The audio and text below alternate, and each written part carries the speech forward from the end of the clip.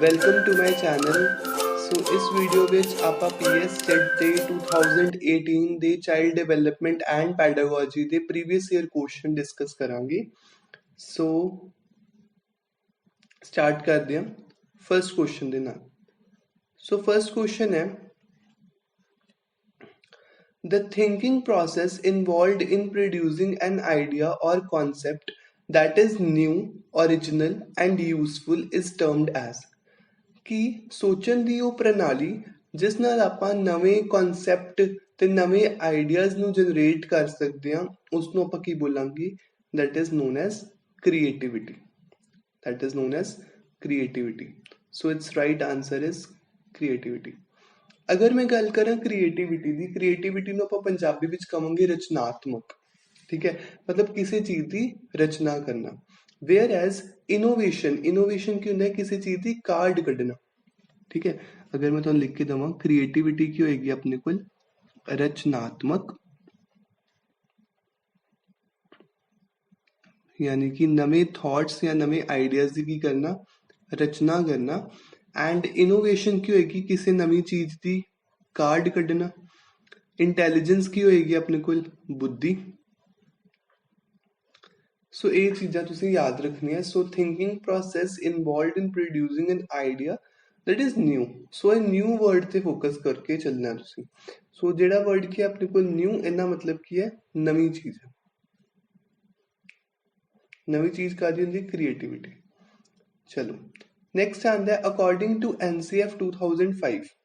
NCF 2005 ਦੇ according the role of teacher has been that of teacher ਦਾ role ਕਿਸ ਤਰ੍ਹਾਂ ਹੋਣਾ ਚਾਹੀਦਾ ਹੈ? ਦੇਖੋ NCF 2005 ਦਾ ਮਤਲਬ ਕੀ ਹੈ? ਨੈਸ਼ਨਲ ਕਰਿਕੂਲਮ ਫਰੇਮਵਰਕ, ਠੀਕ ਹੈ। ਸੋ ਨੈਸ਼ਨਲ ਕਰਿਕੂਲਮ ਫਰੇਮਵਰਕ 'ਚ ਕੀ ਦਿੱਤਾ ਜਾਂਦਾ ਹੈ? ਐਜੂਕੇਸ਼ਨ ਦੇ ਅੰਦਰ ਜਿੰਨੇ ਵੀ ਰਿਫਾਰਮਸ ਆਉਂਦੇ ਆ ਉਹ ਨੈਸ਼ਨਲ ਕਰਿਕੂਲਮ ਫਰੇਮਵਰਕ 2005 'ਚ ਦਿੱਤੇ ਗਏ ਸੀ। ਸੋ ਆਪਾਂ ਨੂੰ ਪੁੱਛਿਆ ਰੋਲ ਆਫ ਟੀਚਰ ਕਿਸ ਤਰੀਕੇ ਦਾ ਹੋਣਾ ਚਾਹੀਦਾ ਹੈ। ਸੋ ਰੋਲ ਆਫ ਟੀਚਰ ਅਗਰ ਮੈਂ ਕਹਾਂ ਉਹ ਤੁਸੀਂ ਵੈਸੇ ਵੀ ਜੱਜ ਕਰ ਸਕਦੇ ਹੋ। ਤੁਹਾਨੂੰ ਅਗਰ ਤੁਸੀਂ NCF 2005 ਨਹੀਂ ਰੀਡ ਕੀਤਾ ਤੁਸੀਂ ਵੈਸੇ ਵੀ ਦੱਸ ਸਕਦੇ ਹੋ ਕਿ ਟੀਚਰ ਕਿਸ ਤਰ੍ਹਾਂ ਦਾ ਹੋਣਾ ਚਾਹੀਦਾ। ਸੋ ਫਸਟ ਆਫ ਆਲ ਅਗਰ ਆਪਾਂ ਗੱਲ ਕਰੀਏ ਤਾਂ ਲਿਖਿਆ ਹੋਇਆ ਹੈ ਟੀਚਰ ਕੀ ਹੋਣਾ ਚਾਹੀਦਾ? ਅਥਾਰਟੀ। ਅਥਾਰਟੀ ਮਤਲਬ ਇੱਕ ਅਧਿਕਾਰੀ ਦਾ ਰੋਲ ਪਲੇ ਕਰੇ। ਨੋ, ਟੀਚਰ ਹੈ ਕੋਈ, ਹੈ ਨਾ, ਆਫਿਸਰ ਤਾਂ ਨਹੀਂ ਹੈ। ਮਤਲਬ ਆਫਿਸਰ ਦੀ ਤਰ੍ਹਾਂ ਨਹੀਂ ਐਕਟ ਕਰਨਾ ਉਹਨੇ ਸਟੂਡੈਂਟਸ ਨਾਲ। ਉਹਨੇ ਸਟੂਡੈਂਟਸ ਦਾ ਇੱਕ ਫਰੈਂਡ, ਇੱਕ ਗਾਈਡ, ਹੈ ਨਾ।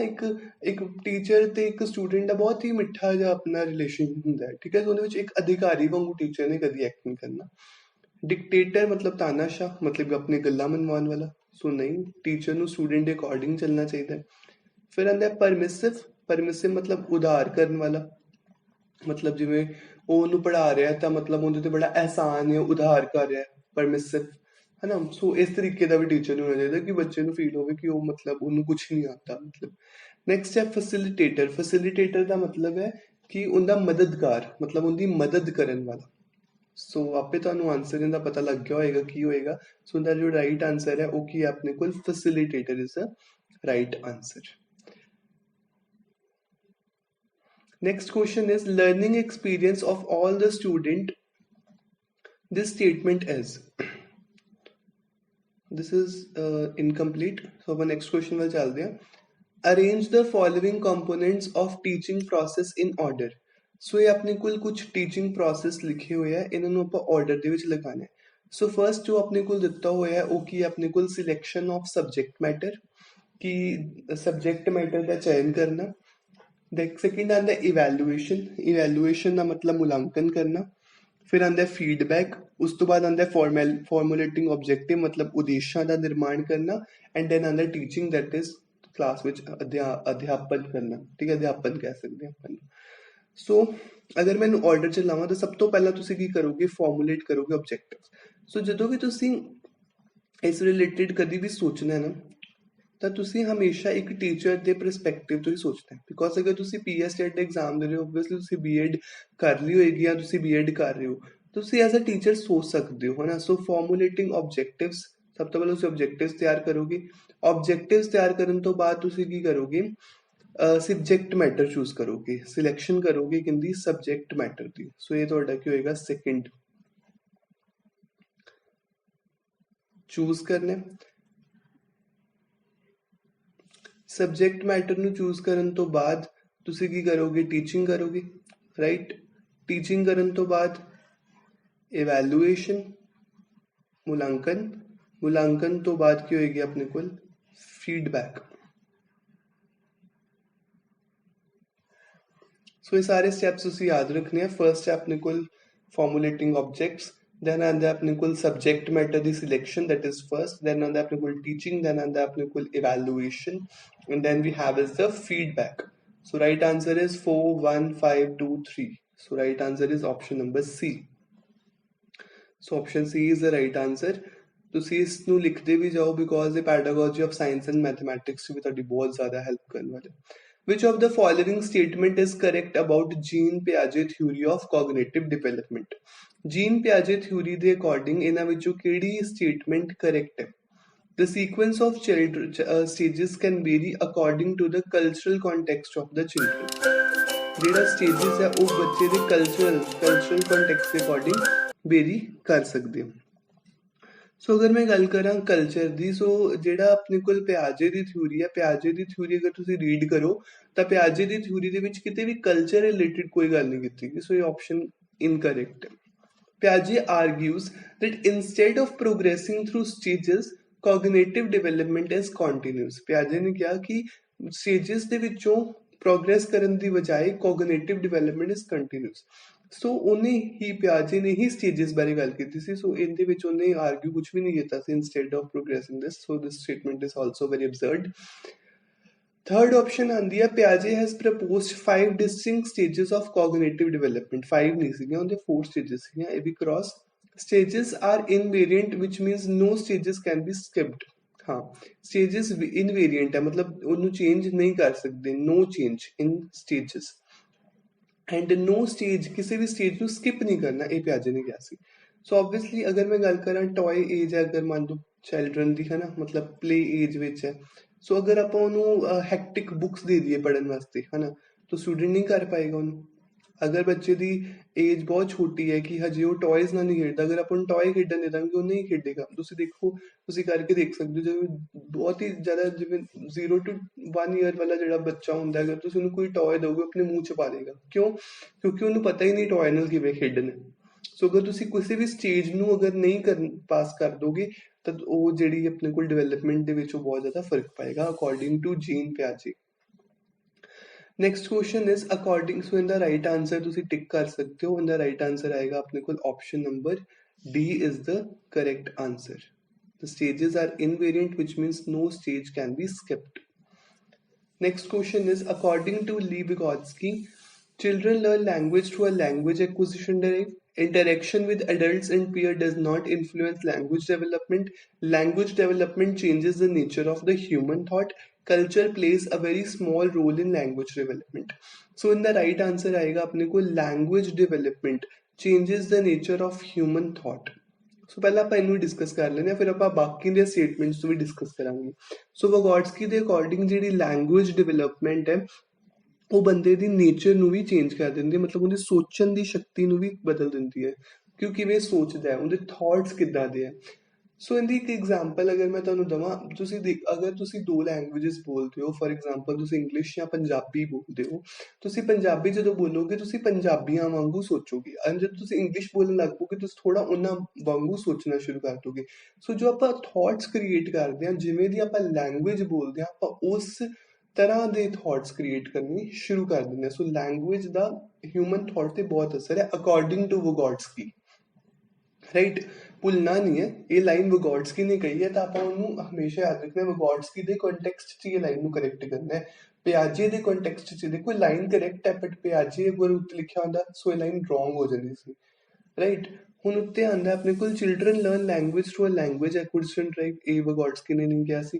Interaction with adults and peer does not influence a language development. Yes, adults ਨਾਲ ਇੰਟਰੈਕਸ਼ਨ ਕਰਨ ਨਾਲ ਲੈਂਗੁਏਜ ਡਿਵੈਲਪਮੈਂਟ ਹੁੰਦੀ ਹੈ ਸਗੋਂ। The culture plays a very small role. Culture plays a very important role. A small role वाली line बहुत ही ज़्यादा wrong है।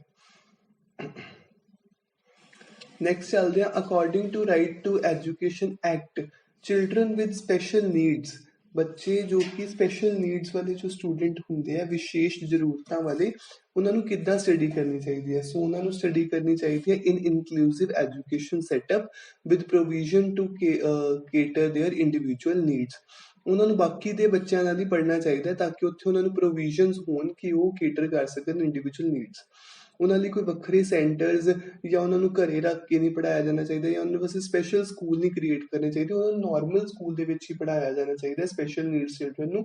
ਬਟ ਉਹਨਾਂ ਨੂੰ ਨਾਲ ਨਾਲ ਕੁਛ ਨਾ ਕੁਛ ਐਕਸਟਰਾ ਜਿਹੜੇ ਪ੍ਰੋਵੀਜ਼ਨਸ ਦੀ ਲੋੜ ਹੈ ਉਹ ਪ੍ਰੋਵਾਈਡ ਕੀਤੀਆਂ ਜਾਣਗੀਆਂ। An effective teacher in classroom where student comes from a diverse background would।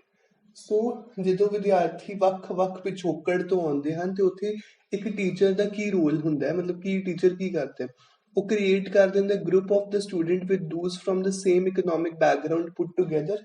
ਉਹ ਜਿਹੜੇ ਸਮਾਨ ਪਿਛੋਕੜ ਵਾਲੇ ਬੱਚੇ ਉਹਨਾਂ ਨੂੰ ਇਕੱਠੇ ਕਰ ਦਿੰਦਾ? ਨਹੀਂ, ਇਹ ਨਹੀਂ ਕਰਨਾ, ਕਿਉਂਕਿ ਤੁਸੀਂ ਇੱਕ ਟੀਚਰ ਬਣ ਕੇ ਸੋਚੋ, ਅਗਰ ਤੁਸੀਂ ਇੱਕ ਮਤਲਬ ਤਰ੍ਹਾਂ ਦੇ ਬੱਚਿਆਂ ਨੂੰ ਇਕੱਠੇ ਕਰ ਦੋ ਕਿ ਉਹਦੇ ਨਾਲ ਕੀ ਆਏਗੀ, ਉਹਨਾਂ ਦੇ ਵਿੱਚ ਡਿਸਕ੍ਰਿਮੀਨੇਸ਼ਨ ਦੀ ਭਾਵਨਾ ਆਏਗੀ, ਭੇਦਭਾਵ ਆਏਗਾ ਉਹਨਾਂ ਦੇ ਵਿੱਚ। ਸੈਕਿੰਡ ਹੈ push student from the deprived backgrounds to work hard so that they can match up with their peers. Students ਨੂੰ ਪੁਸ਼ ਕਰਨਾ ਹੈ ਨਾ, ਤਾਂ ਕਿ ਉਹ ਆਪਣੇ ਜਿਹੜੇ ਡਿਪਰਾਈਵਡ ਬੈਕਗਰਾਉਂਡ ਤੋਂ ਆਇਆ, ਮਤਲਬ ਪੂਅਰ ਸਟੂਡੈਂਟਸ ਆ, ਉਹਨਾਂ ਨੂੰ ਪੁਸ਼ ਕਰਨਾ ਤਾਂ ਕਿ ਉਹ ਰਿਚ ਵਰਗੇ ਬਣ ਸਕਣ। ਅਗਰ ਮੈਂ ਪੂਅਰ ਰਿਚ ਦੀ ਐਗਜ਼ਾਮਪਲ ਲਵਾਂ, ਜ਼ਰੂਰੀ ਨਹੀਂ ਉਹਨਾਂ ਦੀ ਗੱਲ ਹੋ ਰਹੀ ਹੈ, ਬਟ ਅਗਰ ਮੈਂ ਐਗਜ਼ਾਮਪਲ ਦੇ ਤੌਰ ਤੇ ਲਵਾਂ ਕਿ ਕੁਝ ਸਟੂਡੈਂਟ ਪੂਅਰ ਹੈ ਤੇ ਕੁਝ ਰਿਚ ਹੈ, ਤਾਂ ਆਪਾਂ ਪੂਅਰ ਨੂੰ ਪੁਸ਼ ਕਰੀਏ ਕਿ ਉਹਨਾਂ ਵਰਗੇ ਬਣਨ। ਦੈਟਸ ਨਾਟ ਦ ਕੇਸ, ਇਹ ਵੀ ਗਲਤ ਹੈ। ਫਿਰ ਆਉਂਦਾ focus on their cultural knowledge to address individual difference among their groups. ਉਹਨਾਂ ਦੇ ਕਲਚਰ ਦੇ ਨੌਲੇਜ ਦੇ ਉੱਪਰ ਹੈ ਨਾ ਫੋਕਸ ਕਰਨਾ ਤਾਂ ਕਿ ਉਹ ਇੱਕ ਦੂਜੇ ਦੇ ਡਿਫਰੈਂਸ ਨੂੰ ਸਮਝ ਸਕਣ। So this is the correct answer. And last ਜੋ ਹੈਗਾ ਆਪਣੇ ਕੋਲ, ਇਗਨੋਰ ਕਲਚਰਲ ਨੌਲੇਜ ਇਗਨੋਰ ਕਰਨਾ, दैट्स नॉट करेक्ट। ਸੋ ਇਹ ਦੋਨੋਂ ਆਪਸ਼ਨਸ ਕੀ ਹੋਣਗੀਆਂ? ਤਿੰਨੋਂ ਆਪਸ਼ਨਸ ਇਨਕਰੈਕਟ। ਆਪਣੇ ਕੋਲ ਆਪਸ਼ਨ ਕੀ ਕਰੈਕਟ, ਕਿ ਆਪਾਂ ਉਹਨਾਂ ਦੇ ਕਲਚਰ ਨੂੰ ਸਮਝ ਕੇ ਉਹਨਾਂ ਦੇ ਵਿੱਚ ਜਿਹੜਾ ਇੰਡੀਵਿਜੂਅਲ ਡਿਫਰੈਂਸ ਹੈ ਉਹਨੂੰ ਖਤਮ ਕਰਨ ਦੀ ਕੋਸ਼ਿਸ਼ ਕਰਨੀ ਹੈ।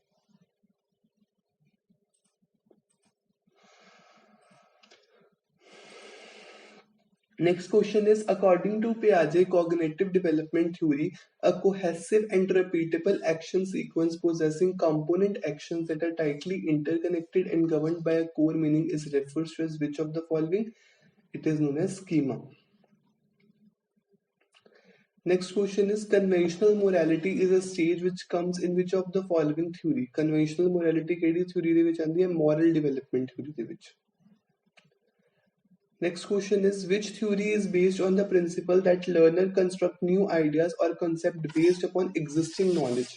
So this is known as cognitive constructivism। मतलब जो ਇਹਨਾਂ ਦੀ existing knowledge ਹੈ ਉਹਦੇ base ਤੇ ਨਵੇਂ ideas ਆने, ਉਹਨੂੰ ਆਪਾਂ ਕੀ ਕਹਿੰਦੇ ਆ? cognitive constructivism। Next question is, which of the following is a characteristics of self-awareness in the model of emotional intelligence? Self-awareness in the model of emotional intelligence. So the right answer is know your own emotional strategies and weaknesses. Next question is, who gave the concept of extroversion and introversion of trait theory of personality? So in the right answer is Carl Jung। So extroversion ਤੇ introversion the trait theory of personality the concept ਕਿਹਨੇ ਦਿੱਤਾ ਸੀ? Carl Jung। ਇਹ ਵੀ ਬਿਲਕੁਲ learn ਕਰਨ ਵਾਲਾ question ਹੈ। Which of the following refers to gender division? So gender division ਦਾ ਮਤਲਬ the hierarchical unequal roles assigned to boys and girls by the society।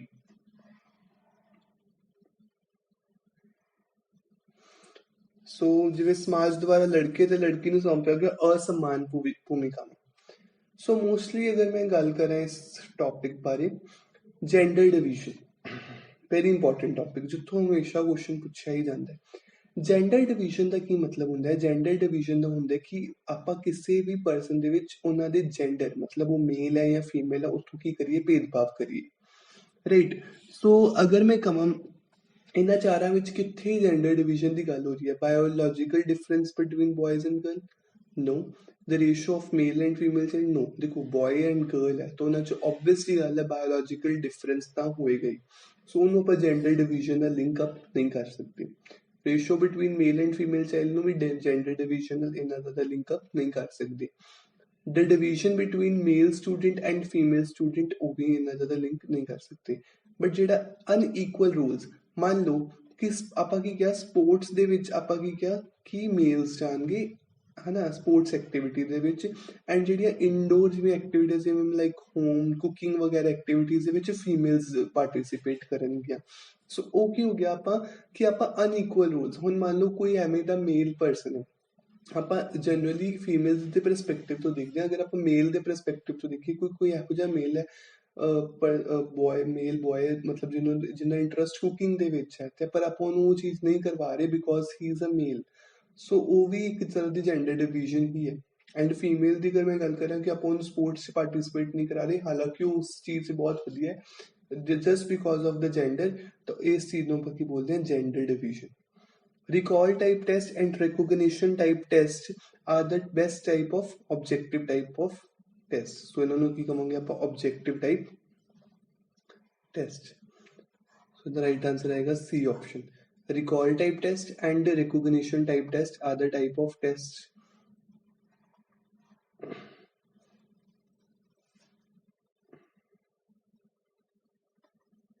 so in the right answer है objective type test ਸੋ recognition ਦਾ ਮਤਲਬ ਕੀ ਹੁੰਦਾ ਹੈ ਕਿ ਆਪਾਂ recognize ਕਰਨਾ answer ਨੂੰ ਹਨਾ ਸੋ ਆਬਜੈਕਟਿਵ ਟਾਈਪਸ ਕੁਐਸਚਨ ਕਿਵੇਂ ਦੇ ਹੁੰਦੇ ਆ ਕੁਐਸਚਨ ਦਿੱਤਾ ਹੋਇਆ ਉਹਦੇ ਚਾਰ ਆਪਸ਼ਨਸ ਹੋਣਗੀਆਂ A B C D ਜੋ ਆਪਾਂ ਕਰ ਰਹੇ ਇਹਨਾਂ 'ਚ ਆਪਾਂ ਚਾਰੋਂ ਆਪਸ਼ਨਸ ਦੇ ਵਿੱਚ ਕੀ ਕਰ ਰਹੇ ਹਾਂ ਰਿਕੋਗਨਾਈਜ਼ ਕਰ ਰਹੇ ਹਾਂ ਨਾ ਆਨਸਰ ਸੋ ਰਿਕੋਗਨੀਸ਼ਨ ਟਾਈਪ ਟੈਸਟ ਹੋ ਗਿਆ ਰਿਕਾਲ ਹੋ ਗਿਆ ਕਿ ਯਾਦ ਕੁਝ ਚੀਜ਼ਾਂ ਜਿਵੇਂ ਉਹਨੇ ਵਿੱਚ ਆਪਾਂ ਯਾਦ ਕਰਨ ਸੰਬੰਧੀ ਵੀ ਸੀ ਸੋ ਉਹਦੇ ਨਾਲ ਲਿੰਕ ਅਪ ਹੋ ਗਿਆ Next question is what is the full form of ICIDH? ICIDH the full form ਕੀ ਹੈ? So ICIDH ਦੀ full form ਹੈ International Classification of Impairment, Disabilities and Handicaps. So this is the right answer. Next question will ਚੱਲਦੇ ਹਾਂ The concept of identity versus role confusion happens in. So it happens in the adolescent stage. So adolescent stage basically ਕਿਹੜੀ ਹੁੰਦੀ ਹੈ ਆਪਣੇ ਕੋਲ 13 years ਤੋਂ 19 years ਤੱਕ ਹੁੰਦੀ ਹੈ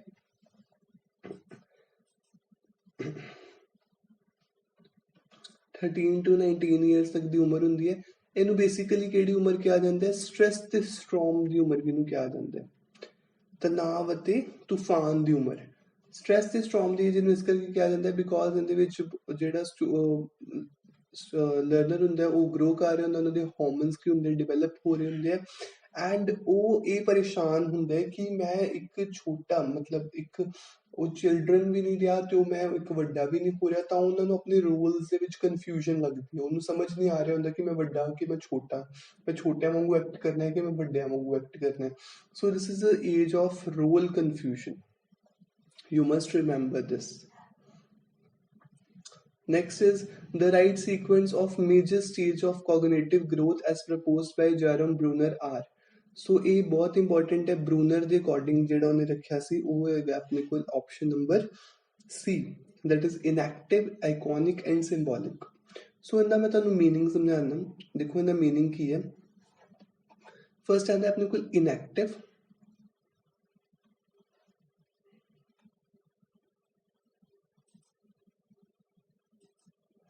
फिर आंदा अपने कोल आइकॉनिक फिर आंदा अपने कोल सिंबॉलिक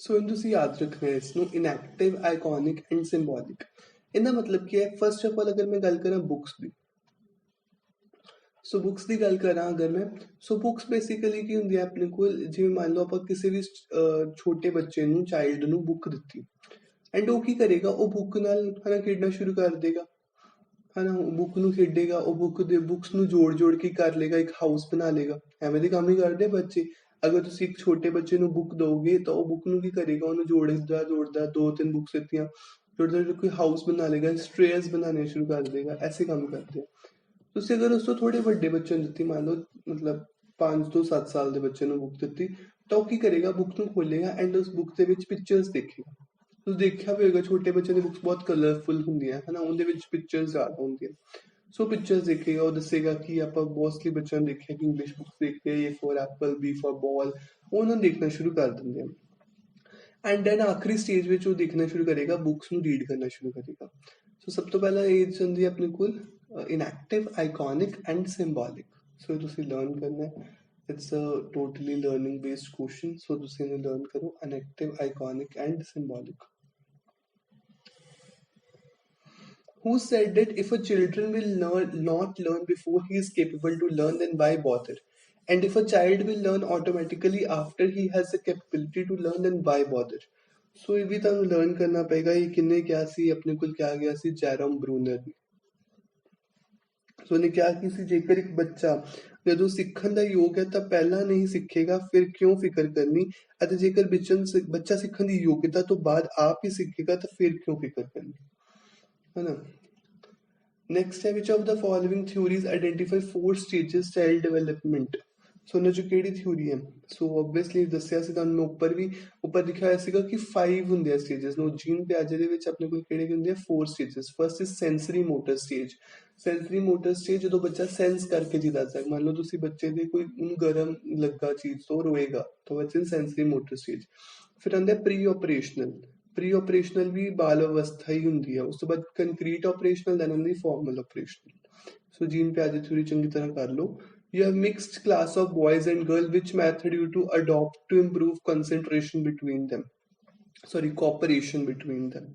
ਆਪਣੇ ਕੋਲ ਬੱਚਿਆਂ ਦੀ ਮਿਕਸ ਕਲਾਸ ਹੈ, ਕੋਐਡ ਸਕੂਲ ਹੈ, ਤਾਂ ਤੁਸੀਂ ਬੱਚਿਆਂ ਦੇ ਵਿੱਚ ਕੋਆਪਰੇਸ਼ਨ ਕਿੱਦਾਂ ਬਣਾਓਗੇ। Asking parent to discuss equality, parents ਨੂੰ ਕਹੋਗੇ ਇਕੁਆਲਿਟੀ ਬਾਰੇ ਦੱਸਣ, no. Making boys and girls shares a bench, not necessary ਕਿ ਬॉयਜ਼ ਤੇ ਗਰਲ ਬੈਂਚ ਸ਼ੇਅਰ ਕਰਨ ਤੇ ਇਕੁਅਲ ਇੰਟਰਸਟ ਰੱਖਣ, ਨਾਟ ਪੋਸੀਬਲ। ਸੈਟਿੰਗ ਟਾਸਕ ਵਿਚ have to be done together, yes, ਕਿ ਕੋਈ ਤੁਸੀਂ ਟਾਸਕ ਦਿਓ ਉਹਨਾਂ ਨੂੰ, ਹਨਾ, ਕਿ ਉਹ ਇਕੱਠੇ ਕਰਨ ਤੇ ਇੱਕ ਦੂਜੇ ਦੀ ਸਟਰੈਂਥ ਤੇ ਵੀਕਨੈਸ ਦੇਖ ਸਕਣਗੇ। ਸੋ ਰਾਈਟ, ਸੋ ਇਹਦਾ ਰਾਈਟ ਆਂਸਰ ਆਏਗਾ ਸੀ ਆਪਸ਼ਨ। नेक्स्ट क्वेश्चन है, which makes an adolescent revolt against the authority.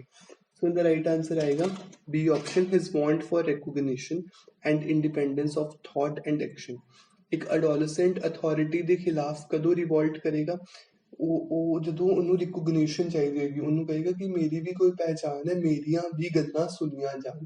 ਸੋ ਐਡੋਲੈਸੈਂਟ ਮੈਂ ਤੁਹਾਨੂੰ ਦੱਸਿਆ ਟੀਨੇਜਰ ਨੂੰ ਕੀ ਕਹਿੰਦੇ ਆ, ਐਡੋਲੈਸੈਂਟ। Education does not bring about special change, rather than social change result into an educational change. Hugh's view was this. ਸੋ ਇਹ reason ਸੀਗੇ Emily ਡਰਕਹੈਮ। ਸੋ ਦੇਖਿਆ ਜਾਵੇ ਤਾਂ ਇਸ ਤਰੀਕੇ ਦੇ ਕੁਐਸਚਨ ਬਹੁਤ ਜ਼ਿਆਦਾ ਪੁੱਛੇ ਗਏ ਆ। ਸੋ ਤੁਸੀਂ ਬਹੁਤ ਜ਼ਿਆਦਾ ਧਿਆਨ ਦੇਣਾ ਇਸ ਤਰੀਕੇ ਦੇ ਕੁਐਸਚਨ ਤੇ। Next question is, observational learning consists of attention and retention, attention and reinforcement, production process and motivation, reinforcement and motivation. So the right answer क्या आएगा, option number B, 1 and 3 only. Next question is 25th. Suppose you get a Punjabi medium student who has learned Hindi. He is given 5 sentences to be translated from Punjabi to Hindi. As an evaluator, which aspect would you try to evaluate on him? So the right answer आएगा understanding. The slogan of learning without burden. So ये याद रखोगे ना, देता सी Yashpal committee ने। Next आता है, in summative evaluation which of the following modes is used? Summative evaluation ਦੇ ਵਿੱਚ ਕਿਹੜੇ, summative मतलब साल ਦੇ end ਤੇ annual examination ਹੀ ਕਰਵਾਏ ਜਾਂਦੇ।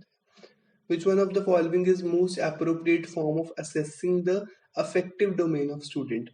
So the right answer is observation. Observation ਦੇ ਨਾਲ ਆਪਾਂ affective domains ਦੇਖ ਸਕਦੇ ਹਾਂ। ਦੇਖੋ 3 ਤਰ੍ਹਾਂ ਦੇ domains ਹੁੰਦੇ ਆ ਆਪਣੇ ਕੋਲ। फर्स्ट ਹੁੰਦੀ ਆ ਆਪਣੇ ਕੋਲ cognitive domain, cognitive domain।